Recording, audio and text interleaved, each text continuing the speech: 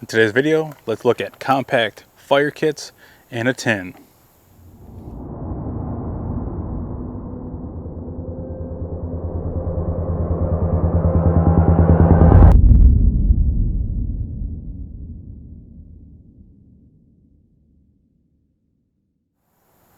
Welcome back to the channel, everyone.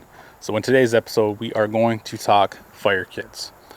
Recent videos, we've talked about canteen kits, different kinds of kits. Over the history of the channel, we've always talked about different kits that we can set up. Well, let's go back a little bit of a throwback, and look at fire kits that we can contain in an Altoids tin. Now, utilizing an Altoids tin isn't anything new. This has been around for decades. If you look at the SAS Survival Manual by Lofty Wiseman, talks about setting up one of these as a survival kit. Do I think you could put some stuff in here to survive? Perhaps, but it's not going to give you a complete kit. Where I do think these are very, very useful is when we set these up as fire kits, and we are going to take a look at a few different options in that realm.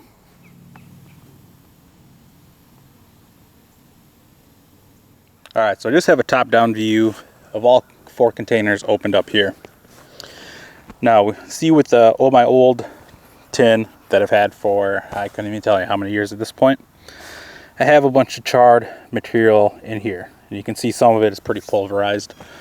So, ideally I'd want to re-up that, or redo that, just because some of this is viable, some of it is not. Just make it a little bit cleaner for you to use. We hop over to the Campcraft. Like I said, we have a little bit of charred material in here already. Get this striker out of here again. Come on. And then we have this nice little striker. Do have a pin in here. So if you wanted to attach this with a wool blanket as kind of a blanket pin, you could do that. Shove this back in here. And that sucker isn't going to stay now, of course.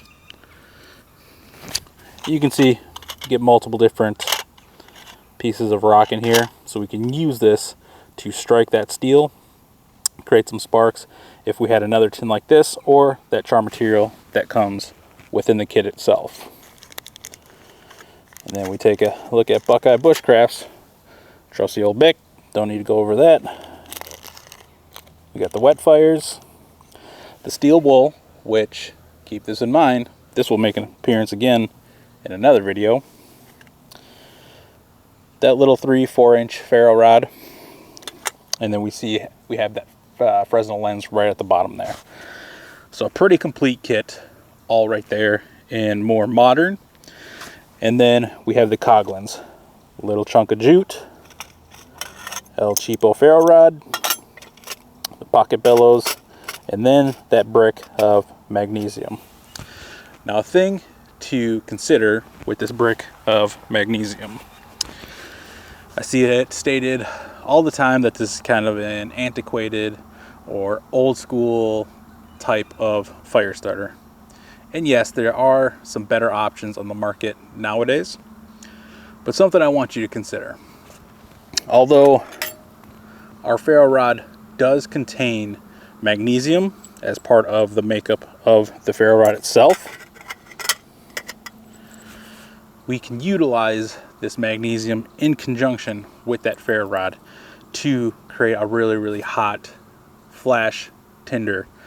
So where this, in my mind, becomes more applicable is, let's say we're in a really, really damp area, swamp, Pacific Northwest, rainforest, somewhere where it rains a lot and materials may be partially dry or marginal at best.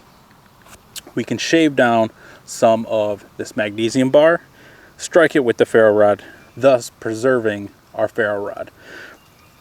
The thing I see online is I can just scrape some scrapings off of my ferro rod, do the same thing. And yes, you can do that. But the thing you have to always understand is we're trying to conserve every piece of gear that we have to utilize it to our fullest advantage when we're out there. So by scraping off some of this magnesium bar, we can extend the life of that ferro rod because now we're utilizing this. And a brick like this, a bar like this, hell, I don't even know how many fires you can get out of this, but you're going to run out of this a lot. You're going to extend the life of your ferro rod a lot sooner using this versus scraping down that ferro rod and striking it that way. Then the pocket bellows to blow embers to the flame, wake up in the morning, those sorts of things. So we can see here with the 4 different kits where we're kind of going off the landscape, more traditional, more modern, and more modern as well. Each one has a little bit different components, but each one of them can work in conjunction with each other if we were carrying 1 or 2 of them or had these dispersed throughout our kit.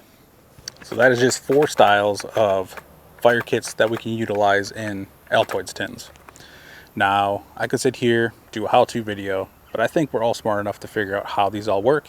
But if you do want me to go through that, let me know in the comment section down below.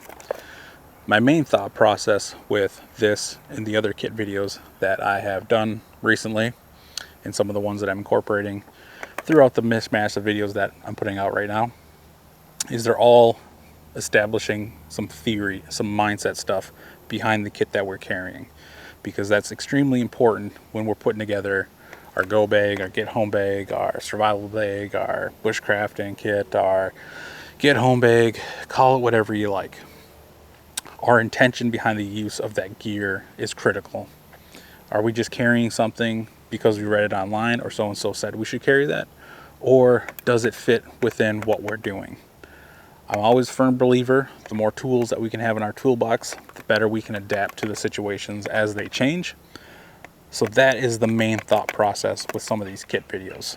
I could sit here, make how-to tutorials, bore you to death, or I could find a different way to incorporate those into videos, which we will come back to all of these kits again in future videos with some ideas that I have brewing around. Now, in the comment section down below, let me know what kind of kits you set up with your Altoids tins. That's a cool thing with Altoids tins. You can do a lot with them for how limited the space you are. What actually spurred me on to do this video is I came across this one when I was rearranging some gear, getting ready to get rid of some of that stuff. And I was like, hey, I don't think I've ever talked about that on my channel. So let's dive into that, kind of dissect the theory behind it. And I had a couple more. I just bought this one recently, but I've used components of every single one multiple times in the past. So let's talk about that, figure out what's on the market now, what we could put together, because this one you could easily put together by yourself. I'm not sure if Jake is still selling these. You could always shoot him a message on Instagram and ask him if he still has some for sale. I'm not sure. I know he took down his website a few months ago, so he may or may not have some. But you could easily piece that together with any tools or any pieces of kit that you have laying around or pick up on the cheap. So let me know in the comment section how you utilize Altoids tins, because I'm always interested to see what y'all are using out in the field. Do me a favor, hit like, share, and subscribe. That gets more people into our community, gets more eyes seeing what we're doing here, brings those people in so we can grow our knowledge base and learn together and grow together. And as always, this has been Paul with Adaptable Survival. Adapt your mind, your body, and your gear.